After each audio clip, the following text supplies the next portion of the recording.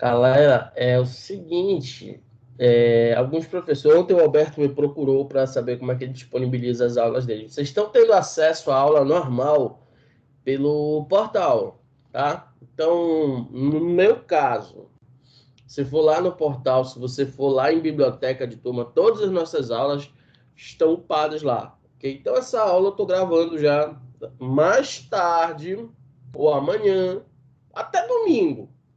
Eu vou lá, vou baixar no stream, vou colocar no meu canal no YouTube, vai estar disponível para ti no teu portal, tá? Como sempre foi, lá em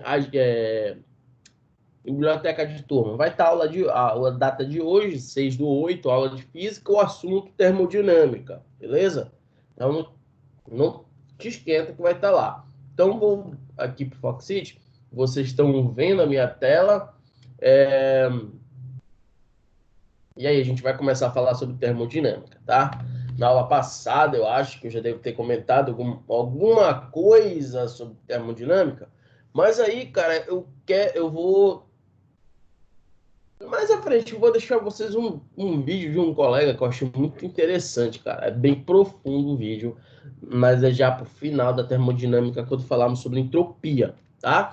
Gente, termodinâmica, ela é uma área, vamos dizer, nova, se for olhar do panorama de toda a história da ciência. Até o primeiro ano, vocês estudaram a física, que veio desde lá de Aristóteles até o século XVII, tá? Que foi a era do Newton, do Huygens, do Hooke, enfim, o Leibniz, foram esses caras aí. E aí, quando a gente já entra para o século XVIII, uma coisa muito importante acontece na Europa no século XVIII, que foi a Revolução Industrial, tá? A Revolução Industrial ela foi encabeçada por causa de uma mudança de um cenário científico-tecnológico. Qual era o papo? Você tinha muito engenheiro trabalhando ali nisso, em processo. Antes deles, você tinha ali, por exemplo, no século XVI, XVII, desenvolvendo a teoria cinética dos gases, que nós já sabemos, foi até onde paramos na aula passada, ela foi desenvolvida por Boyle, por Charles, por Mariot, Gay, Lussac, e esses caras aí, tudo isso eclodiu juntando, claro, com a teoria do gás perfeito. Isso daí foi lá, já foi eclodir lá na equação de Clapeyron, ok? Que é a equação de estado. Então, nós vimos de trás para frente. Nós vimos primeira equação de estado, depois nós vimos as três transformações, isocórica, isobárica e isotérmica. Beleza? Eu aconselho, eu acho que eu gravei, eu não sei se eu upei, até domingo eu vou organizar esses arquivos. Mas eu vou colocar lá para vocês disponível tudo que foi feito, tá? Então, primeiro os três trabalhos das três transformações. Aí teve também, paralelo o do Avogadro, veio o Clapeyron, juntou tudo, mas só muito depois, só 200 anos depois, um caboclo chamado Ludwig Boltzmann, ele juntou e chegou no tal do número lá de Avogadro, 6,02 vezes 10 elevado a 23, tá? Então, esse estudo termodinâmico, qual é o papo? Qual é o interessante dele? Na física do primeiro ano, nós descrevíamos tudo por uma matemática chamada geometria, tá? Então, a geometria, ela te era uma ferramenta suficiente para você descrever certos fenômenos físicos. Só que chegou um momento que a geometria ela apresentava debilidades. E aí foi quando surgiu Newton e Leibniz e colocaram uma coisa a mais na geometria, que foi o cálculo infinitesimal, tá? Limite, derivada, integral. Isso daí vocês que vão fazer engenharia vão ver no ensino superior. Só que mais à frente aconteceram outras debilidades. E aí percebeu-se uma possibilidade de um estudo a partir de probabilidades, ok? Aí eu pergunto, eu vou liberar aqui o chat. Eu queria saber de vocês. Vocês já estudaram em algum momento da vida probabilidade e estatística na matemática? João, Enzo, Mel? Já, já sim. Já? Pois é. Agora, pensem. em eu estudar o movimento e a matemática para isso ser probabilidade. Certo? É um negócio meio estranho. Mas é assim, eu tenho um livro chamado O Andar do Bêbado. Para e pensa. Será que é algo previsível o andar do bêbado? O, o, pensa assim, você já viu o sorteio do carimbó da sorte? Pensa aquelas bolinhas são de isopor, mano, é muito leve. Então bate um vento, mas como descrever o movimento daquela bolinha ali? Meio complicado, né? Aquela bolinha, aquele exemplo ali do carimbó da sorte, ele é um clássico exemplo do nosso modelo de gás perfeito, aonde as moléculas se movem completamente aleatórias. Nós vimos isso em teoria cinética dos gases, movimentos aleatórios, volume pessoal de cada molécula é desprezível, mas do grupo é considerado. A pressão, ela é uma variável do gás, eu consigo medir a pressão quando a molécula bate na parede do recipiente ou quando bate, quer dizer, na parede, quando bate uma com outra, por terceira lei a gente consegue perceber isso daí. Que mais? Enfim, então, você tem ali um modelo de um movimento caótico. Então, para eu descrever o caos de uma maneira boa, satisfatória, eu lanço mão da probabilidade, tá? E da estatística clara e evidente, tudo bem? Então, a estatística, ela te descreve o movimento. A probabilidade, ela te dá as chances daquilo acontecer, tá? E aí, o que acontece? Cara, essa é uma área muito promissora, gente. Uma área muito promissora. A partir dessa área aí, só pra você ter uma ideia, é que se desenvolveu a tal da física moderna. Se desenvolveram outros ramos da física, e um deles é muito importante, chamado econofísica, que ele descreve, por exemplo, o comportamento de bolsas e empresas a partir da teoria cinética dos gases. Olha que coisa bacana. Mas, enfim, eu não vou entrar nesse aspecto agora. O que eu quero é que vocês entendam que termodinâmica é o quê? É uma área da física que investiga os processos nos quais o calor se converte em trabalho e o trabalho em calor. Tudo bem? Olha só, é mais interessante o calor em trabalho. Antes, o que que acontecia? Deixa eu só ligar uma parada aqui. Tá quente pra caramba. Voltei. Então, agora tá ventando e parece que vocês estão na praia comigo.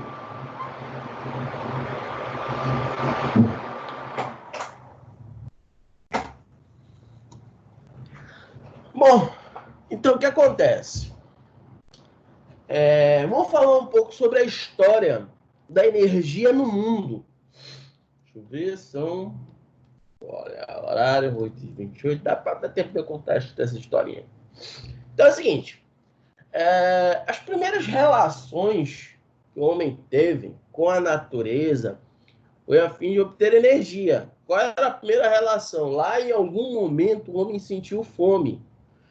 E ele sentiu fome porque ele precisava de energia. Então, a primeira relação com a natureza foi ele colher, se alimentar e obter energia. Para quê? Para que essa energia se transforme em movimento, ou seja, trabalho.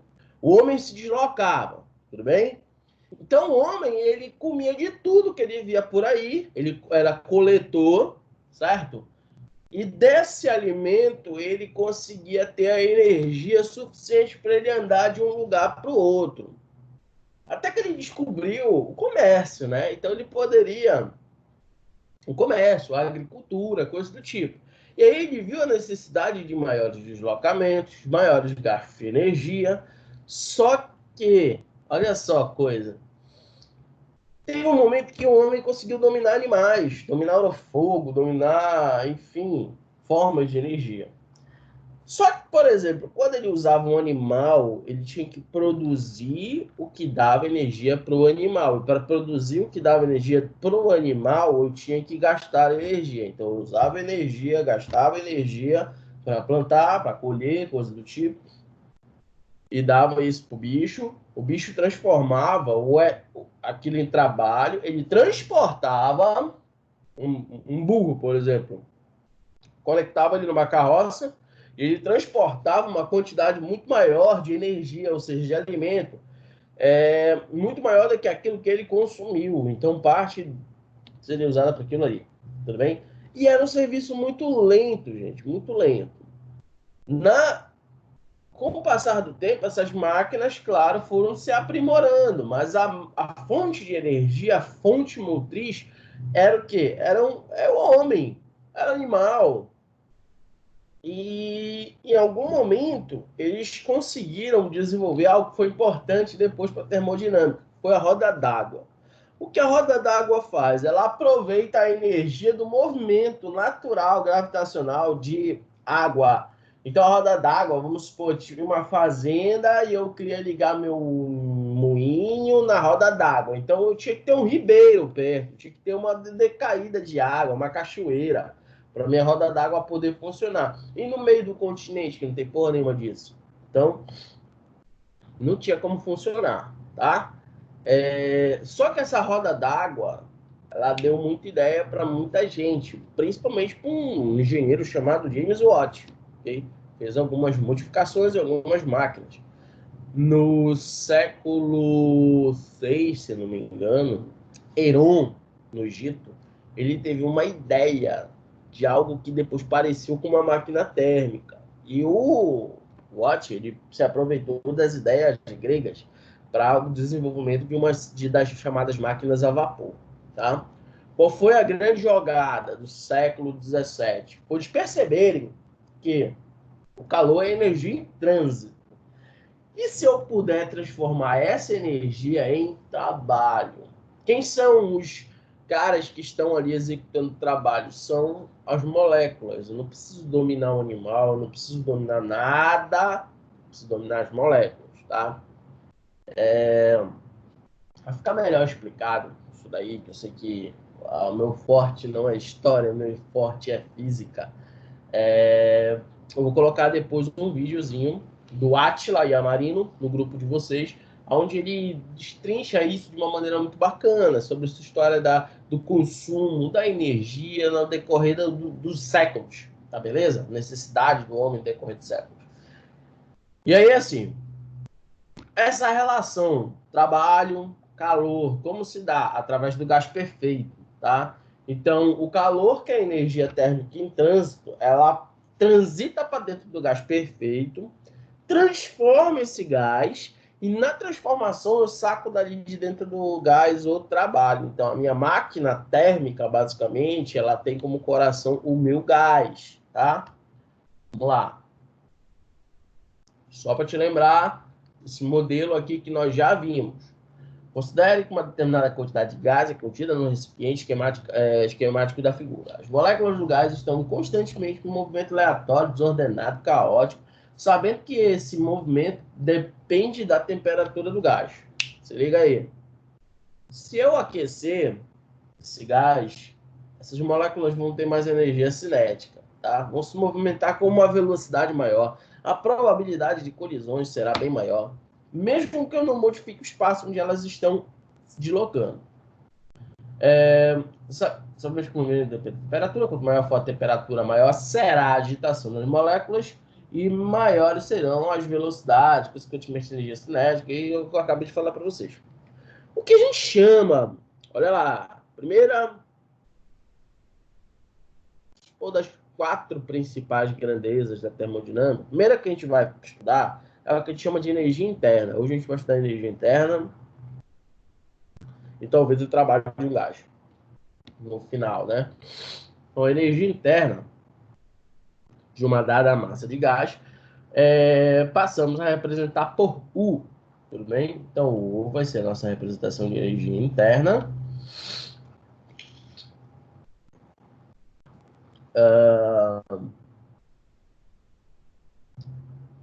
Pronto, agora dá para ver aqui.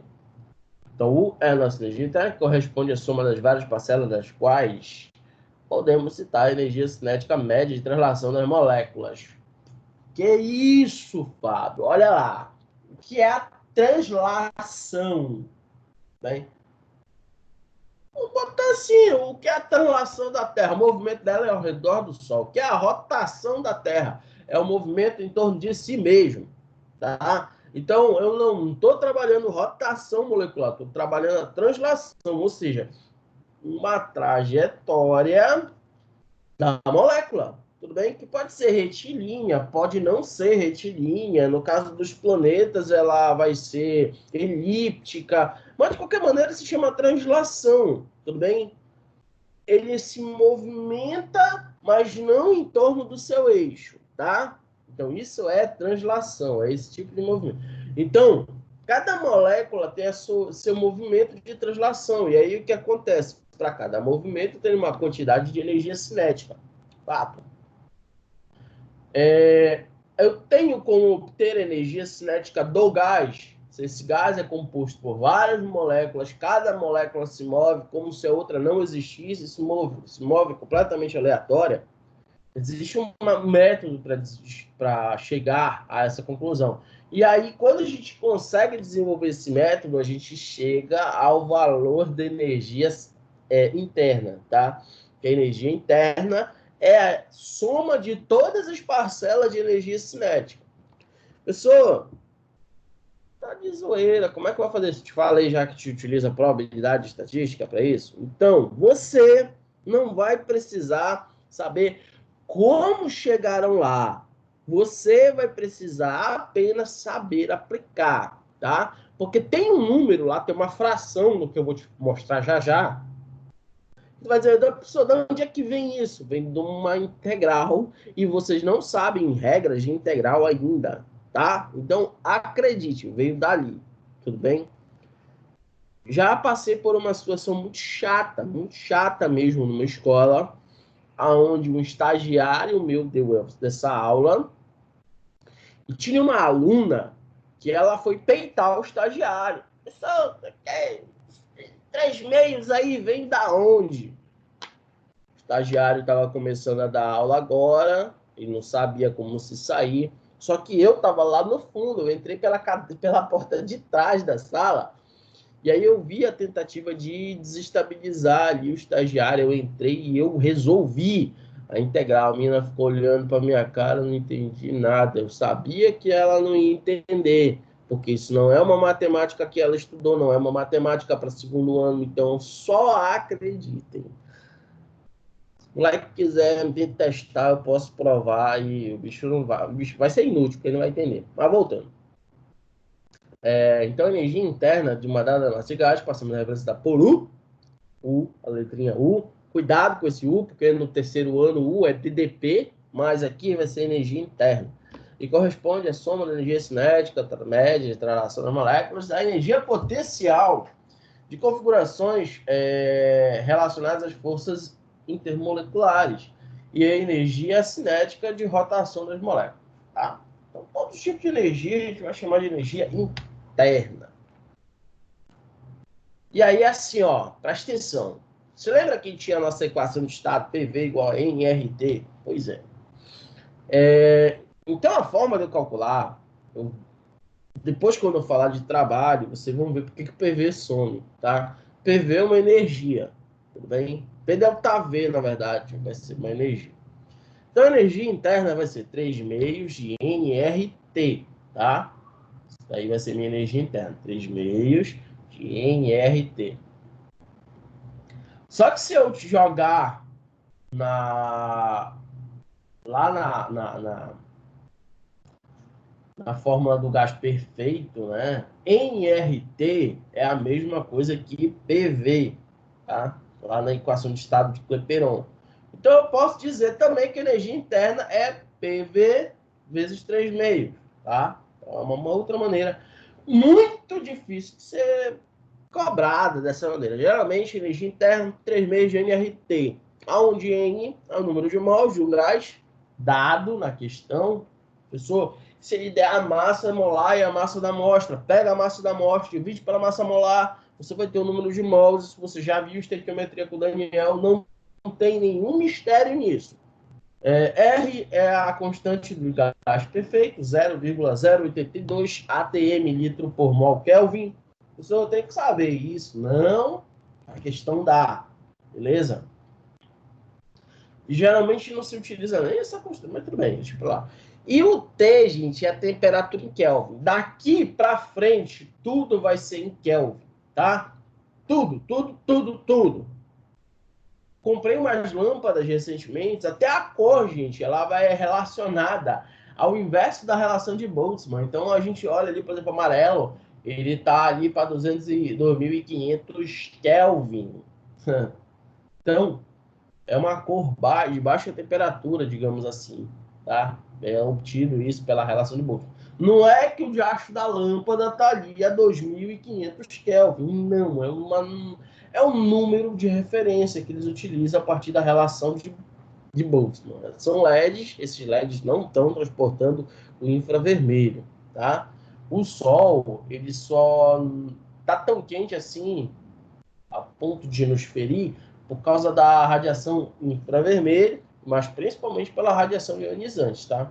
Mas vamos continuar. Então, a partir dessa expressão anterior, podemos enunciar a lei chamada lei de Joule para os gases perfeitos, que diz o seguinte: para uma dada massa de gás perfeito, N é constante, ou seja, o número de mols é constante. Se eu confinar em um recipiente, o número de mols ali vai ser constante.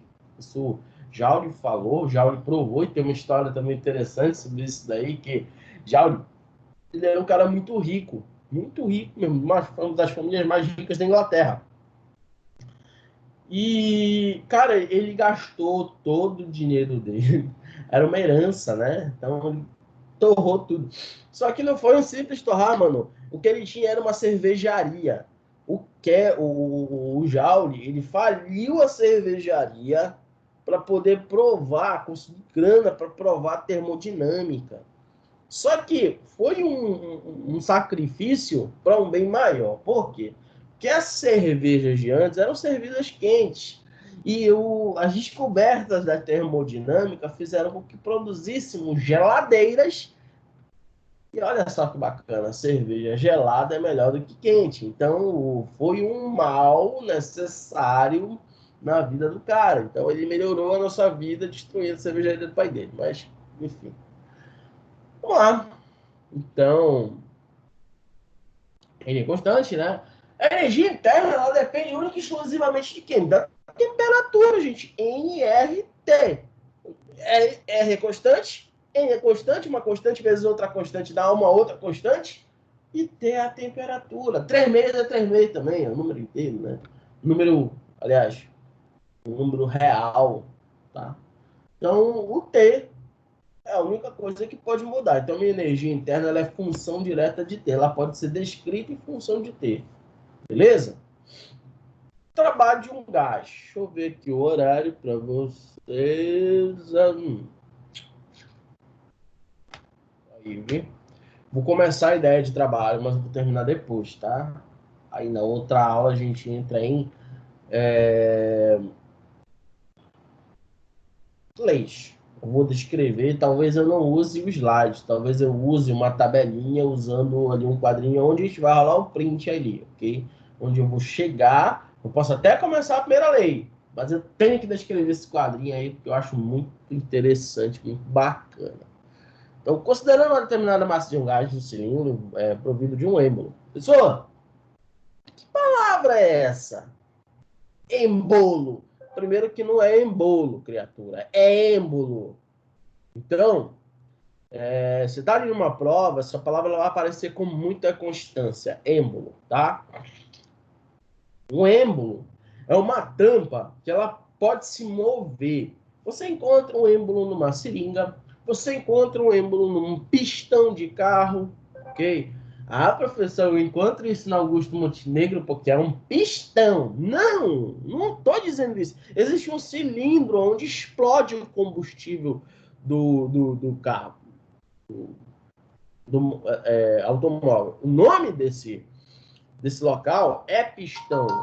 Pistão aqui não vai ser uma pista grande, não, tá? Então, tira essa ideia da cabeça. Ideia muito maluca. Um pistão onde vai acontecer a combustão lá. Beleza? E aí, o que acontece? Eu vou confinar o gás lá. Esse êmbolo pode subir e descer sem atrito. Só que, gente, vocês, olha só. Vocês têm uma seringa em casa? Deixa eu ver aqui. Botar. Pode usar o chat aí. Vocês têm uma seringa em casa? Qualquer tamanho. Eu queria que vocês fizessem uma experiência. E como são 8h45, vou deixar um tempinho aí para vocês agitarem as coisas, para depois conectar na próxima aula. Eu queria que vocês fizessem o seguinte teste, ok? Se vocês tiverem um ímã, eu quero que vocês, aliás, uma seringa, eu quero que vocês coloquem o dedo na parte de baixo, mas por favor, remova a agulha, pelo amor de Deus. Okay? Põe na parte de baixo, teu dedo lá, e aperta o êmbolo o máximo que ele for. Eu quero que você me diga se chega até o fim. Se você está com o dedo tampando lá, depois você destampa, vê se você chega até o fim. Experimento 1. Experimento 2 é uma bola de futebol. Se vocês conseguem sentar em cima de uma bola de futebol. Se as duas pontas, elas se tocam. E na próxima aula a gente vai discutir o porquê dos resultados que vocês atingiram aí, beleza? Tranquilo aí? Então, olha só. São 8h46. Nesses próximos minutos nós vamos para o grupo do WhatsApp, porque eu vou achar esse código, vou colocar lá para vocês disponível. E à tarde vocês vão, à tarde, hoje ou amanhã, vocês podem fazer a prova, tá? Então, o João e o Rafael, que chegaram depois, eu estava falando no início da aula sobre as Olimpíadas de a ONC, Olimpíada Nacional de Ciências, que esse ano tem história no meio. Então, é física, química, biologia, astronomia e história. São 5 matérias, 5 disciplinas aí envolvidas, tá? E não vale ponto para a escola, mas vocês podem, de repente, para Brasília em novembro. Pessoa rolando pandemia. Caramba, Calma, do nada. calma. Ah, tá. Fiquem calmos aí. Eu sei que o Brasil tá mó cagada, mas a gente não sabe. Tanto que as fases elas estão sendo meio diferentes. A primeira fase é hoje e amanhã, porque eu não estudei nada. Olimpíada, mano. Tu tá no segundo ano. Ano que vem a gente mete a cara valendo. Esse ano eu ensaio pro ano que vem. Ano que vem muita coisa vai ser diferente, mas uma coisa que vai ter sempre é a nossa aula online, porque ainda que volte presencial, a gente vai ter provavelmente alguns retornos online, mas enfim. Então, o fato ano que vem você vai fazer uma Olimpíada valendo. A de astronomia foi suspensa, a de física não se fala, a ONC não, ela é mais organizada. Então, eles já botaram. Primeira fase online, eu vou passar o código para vocês de acesso à prova. Um link, na verdade, já direto. E aí você vai lá, faz seu cadastro. Eu não precisava cadastrar vocês, eu precisava cadastrar a escola. Você vai lá, seu cadastro, beleza, bonito. Faça a prova, depois eu vejo a nota de vocês e ficha na lixa, beleza? Então, segunda fase vai ser na escola. Ok? Setembro só. Pessoal, pandemia. Calma, calma. Ela vai ser dentro do calendário previsto, que eu acho que com restrições em setembro deva voltar às aulas, sim, ok? Então, no presencial, com restrições. Só que é o seguinte, gente, segundo ano, nós já vivíamos num distanciamento social, principalmente o João, que dormia lá no canto da sala. Então, a realidade da nossa turma não precisa 25% ficar em casa, porque a nossa turma já é 25%. Então, aliás, 75%. Essa turma já é 25%. Então, todo mundo pode ir de boa, um em cada canto. Eu de Face Shield, sabe lá Deus, quanto mais o resto. Beleza? Então, a gente se encontra vocês vão sair direto da aula, né? 11 horas. E não tem intervalo para porra nenhuma. 11h10 a gente se encontra, tá? Então, 11h10. Tranquilos. E aí, 11h10 a gente volta aí. Beleza? Então, falou, galera. Até mais tarde.